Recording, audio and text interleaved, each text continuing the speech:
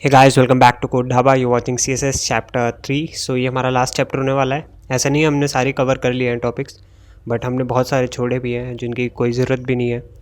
और अगर आपको टेम्पलेट एडिटिंग करनी है तो वो आप इन सब से कर सकते हो। So let's start. सो मैंने इसमें एक ऐसी HTML कोड लिख दिया है।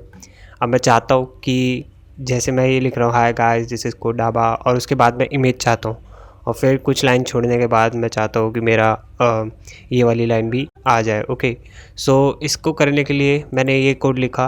तो देखते हैं क्या होता है अगर मैं इस कोड को रन करता हूँ। तो सी पहली लाइन आई जो कि यहाँ आनी चाहिए थी, लेकिन वो आई यहाँ पर क्योंकि हमने इमेज डाली है जिसका साइज़ इतना है, तो वो इस पार्ट के बाद ही आई। फिर दो लाइन छूटी और ये, बट मैं चाहता था कि ये मेरी जो लाइन्स हैं ये मेरी इमेज के आसपास आए, तो लेकिन ऐसा नहीं हुआ। सो इस चीज़ को करने के लिए हम फ्लोट यूज़ करते हैं।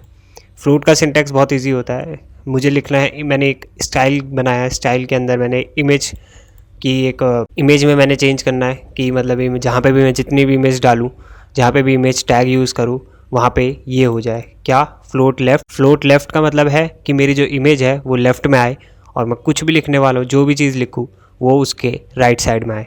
मार्जिन लेफ़्ट का मतलब है मार्जिन माइनस लेफ़्ट। इसका मतलब है कि मेरी लेफ़्ट से इतनी पिक्सल मार्जिन छूट जाए। ओके, सो ये है आउटपुट। मेरी इमेज आ गई लेफ़्ट में, मार्जिन आ गई मेरी लेफ़्ट में, और टेक्स्ट आ गया मेरा एकदम इमेज के सामने राइट में। ओके, सो ये था इमेज फ्लोट का ऑप्शन। ऐसे margin right, margin top, margin bottoms ऐसे यूज़ कर सकते हैं। मार्जिन लेफ़्ट अभी मैंने यूज़ की, लेफ़्ट से मार्जिन आ गई। ओके, अब नेक्स्ट करते हैं। अब मैंने लिखा है P text indent 10 pixel. Text indent का मतलब है कि जहाँ से भी मैं शुरू कर रहा हूँ अपनी लाइन, वहाँ से 10 पिक्सल बाद अब मेरी लाइन शुरू हो। मैं इसको 50 कर देता हूँ। ओके, 50 करने के बाद देखते क्या होता है। सो ये 50 पिक्सल आगे से शुरू होने लग गई। ओके, और टेक्स्ट ट्रांसफॉर्म कैपिटलाइज। रिमेंबर, जब भी हम दो वर्ड को कंबाइन करते हैं ना, तो हम माइनस साइन यूज़ करते हैं उनके बीच में, text minus transform. Okay, so text transform, so capitalize का मतलब है जितना भी मैंने पी के अंदर कुछ भी लिखा है, जैसे मैंने यहाँ पे लिखा है guys this is code Dhaba and you are watching example of float, तो ये इसके जितने भी फर्स्ट अल्फ़ाबेट्स है वो सारे कैपिटल हो जाए, तो वो कैपिटल हो गए। Okay, so you can see सारे कैपिटल है। अब फिर हम आते हैं H1 पे।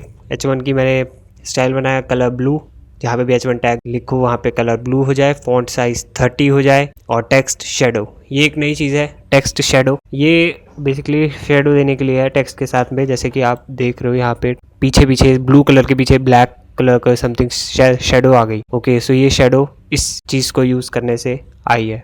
सो इस 5 पिक्सल का मतलब है एक्स एक्सिस, इसका मतलब है वाई एक्सिस, इसका मतलब है ब्लर रेडियस, और इसका मतलब है कलर कौन सा है शेडो का।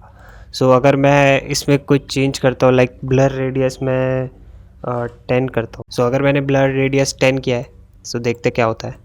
सो ये 10 हो गया ब्लर रेडियस। मतलब मेरी जो, अगर मैं इसे 1 करता हूँ, एक सेकंड फिर आप दिखाता हूँ, ये ज़्यादा हो गया। ओके, अब अगर मैं इसे कम करना चाहता हूँ तो मेरे को अपने नंबर्स बढ़ाने पड़ेंगे, उतना ही कम होती रहेगी। सो ये होता है ब्लर रेडियस। 5 पिक्सल 10 पिक्सल का भी एग्जांपल आप देख लो। सो दिस मतलब शेडो कहाँ जानी चाहिए, कितनी दूर जानी चाहिए। मैंने लिख दिया 10 पिक्सल दूर जानी चाहिए, 2 पिक्सल नीचे वाई एक्सिस पे जानी चाहिए, और 1 पिक्सल इसका रेडियस होना चाहिए, और ग्रे कलर की होनी चाहिए। कलर तो मैं कोई भी दे सकता हूँ मैं। सो जैसे ही मैंने कलर पिंक दिया, सेव हुई फाइल, पिंक कलर का शेडो आ गई। ओके, सो ये था। अब नेक्स्ट स्लाइड पे जाते हैं, जहाँ पे मैंने पहले से ही कुछ स्लाइड्स बनाई हुई हैं आपके लिए। ओके, दिस यूएल मैंने HTML में आपको बताया था कि हम जैसे यूएल यूज़ करते हैं, यानी कि अनऑर्डर्ड लिस्ट, तो वहाँ पे डिस्क्स आ जाती हैं, मतलब लिस्ट से पहले। और मैंने कहा था ये जो डिस्क का स्टाइल होता है, मतलब जो लिस्ट का स्टाइल होता है वो डिस्क होती है। तो मैंने डिफ़ॉल्ट जो होती है, मैंने यहाँ पे भी एक डिस्क दे दी थी जस्ट टू शो कि दोनों सेम है। फिर मैंने लिस्ट स्टाइल टाइप सर्कल दे दी। एक स्लाइड दिखाई देते हैं। Okay, so you can see पहला मैंने यूज़ किया था यूएल सिंपल, तो मेरी डिस्क आई। फिर मैंने यूज़ किया डिस्क, तो डिस्क आई।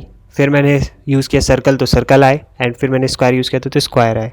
अब ये इसका सिंटेक्स क्या है, जब भी मैं अनऑर्डर्ड लिस्ट डिफाइन कर रहा हूँ तो मुझे इसके अंदर स्टाइल लिखना है। सिंपल स्टाइल इक्वल्स कोड्स के अंदर लिस्ट स्टाइल टाइप कोलन जो भी मैं चाहता हूँ, square circle disc. Okay, so style equals list style type, ये लिखना ज़रूरी है। ओके सो इससे जैसी मैं लिस्ट चाहता हूँ अनऑर्डर लिस्ट वैसी ही आ जाएगी। सो अब बची लास्ट चीज़, मैंने पहले से एक चीज़ बनाई हुई है जो कि दिखने में थोड़ी अच्छी लगेगी, ये मेन्यू बार। ओके सो ये मेरा मेन्यू बार है, ये मैंने इस HTML में यूज़ करके बनाया है।